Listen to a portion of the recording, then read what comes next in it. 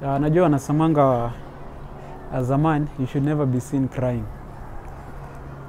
Ati being seen crying inashusha gangster points.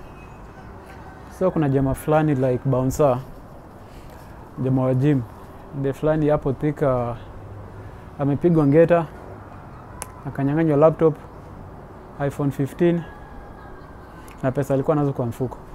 Like hiyo kitu ilimuuma. Like alikuwa tu ana feel tu kulia, lakini sasa akashindwa like atalia aje, like aka wish tu angepata tu chance mzuri, like anaweza lia vibaya sana.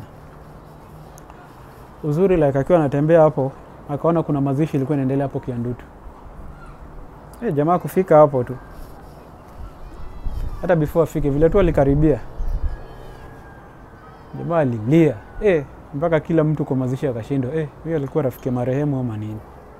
Lakini hawakuwa wanajuana, ni ile tu anakumbuka vitu wameibiwa, inamuuma sana, alilia mpaka watu wakaanza